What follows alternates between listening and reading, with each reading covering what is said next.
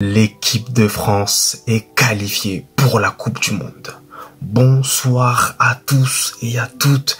J'espère que vous avez la forme, que tout se passe bien pour vous et que vous avez une santé d'enfer.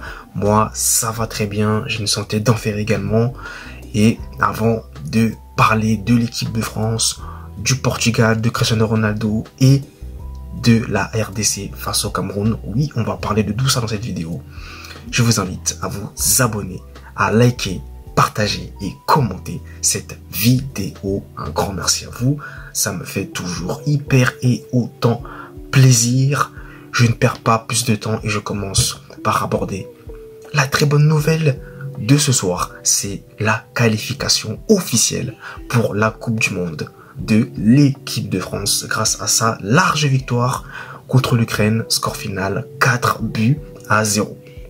Donc pour parler de manière assez rapide de ce match, de ce que j'ai vu en tout cas, première mi-temps assez poussive de l'équipe de France, voilà, très clairement on va se le dire, et ensuite en deuxième mi-temps, l'équipe de France.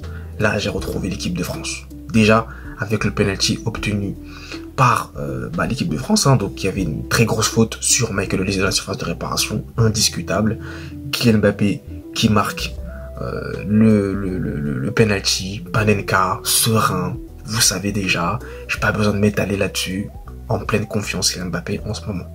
Et voilà, ça c'est bien encore. Donc ensuite, les Bleus se sont libérés. J'ai beaucoup aimé le match de Hugo Ekitike, qui a été très bon et qui a été même buteur. Et il a mérité même son but. Il a mérité. Moi j'ai beaucoup aimé son match. Michael Olise encore une fois, toujours lui. Buteur aussi, très beau but également. Contrôle, un magnifique. Incroyable, et ensuite il frappe tout de suite, il pivote, bam, ça fait but. Et bien sûr Kylian Mbappé qui inscrit un doublé, et Kylian Mbappé qui atteint officiellement la barre des 400 buts en carrière, s'il vous plaît. Non, ça mérite quand même un applaudissement, ça mérite comment on dit, un tonnerre d'applaudissements. Oui, c'est ça, je crois, c'est comme ça qu'on dit. Ça mérite cela. 400e but en carrière pour monsieur Kylian Mbappé. Un grand bravo à lui pour cet nouvel accomplissement. Je ne sais même pas d'ailleurs s'il était au courant quand il a marqué le but en question.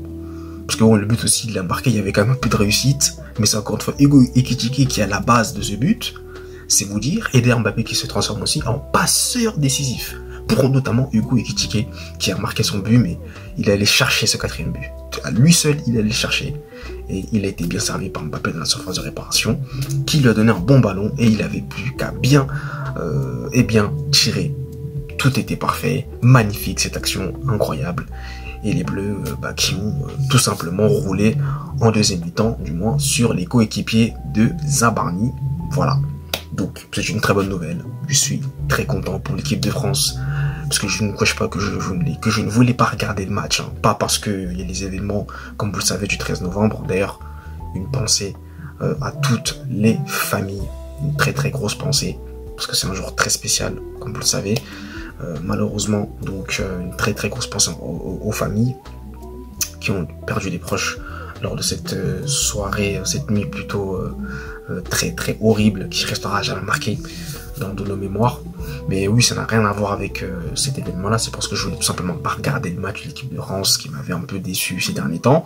Mais voilà, j'ai été content de voir que par la suite, finalement, ils se sont imposés tranquillement. Voilà, 4-0 et que maintenant, ça y est, ils sont qualifiés. C'est bon, ils ont obtenu leur billet. Donc c'est parfait, je suis très content. Et on est tous contents. Et voilà, c'est bien. C'était l'objectif. L'objectif a été atteint. Voilà. Donc après il y aura le dernier match, je sais plus contre quelle équipe, je sais même plus contre qui. Je crois que c'est Azerbaïdjan, non? Je sais plus, bref. Mais voilà, donc c'est parfait pour l'équipe de France donc. Et Kylian Mbappé qui inscrit donc son 400e but en carrière. Un grand bravo à lui, encore une fois.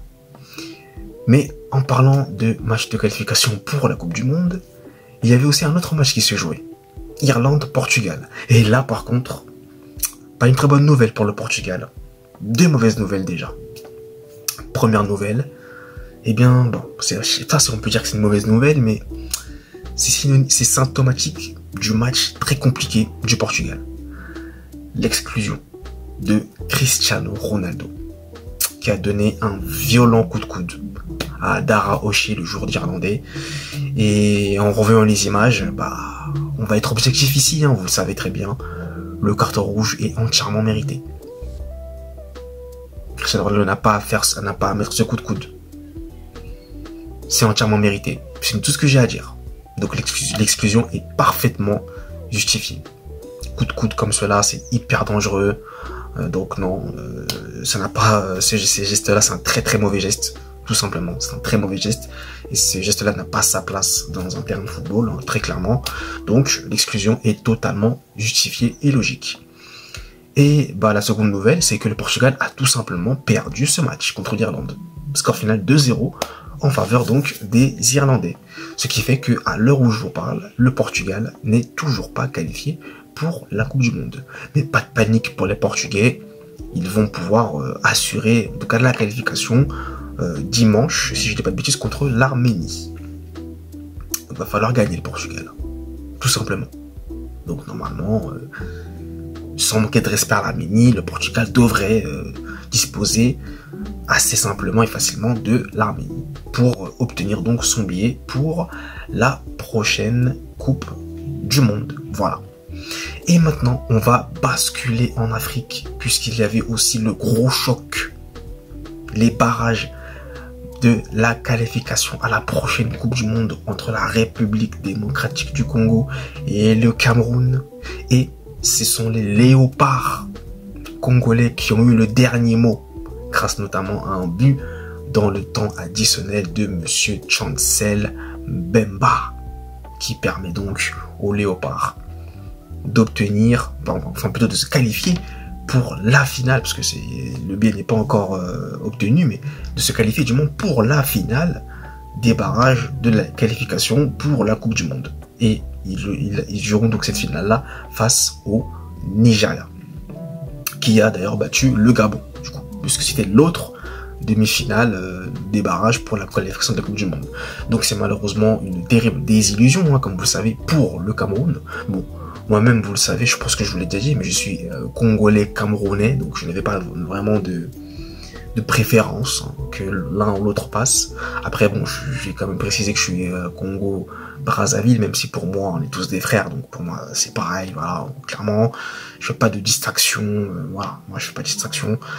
Congolais, point final, que ce soit l'RDC, ici c'est RDC, je suis content. Si c'est l'Angola, parce que l'Angola aussi c'est des Congolais, je suis content. Si ça aurait été le Cameroun, j'aurais été content. Donc dans tous les cas, moi, je suis très content que l'RDC soit en finale. J'espère qu'ils vont battre le Nigeria, voilà, parce que je vais être derrière eux. Voilà. Donc bon, mais voilà, le Cameroun malheureusement ne participera pas à sa 9e Coupe du Monde. Le rêve s'arrête là pour les Lions indomptables qui, vont devoir donc se concentrer sur la CAN, hein, qui va arriver en fin décembre. Là.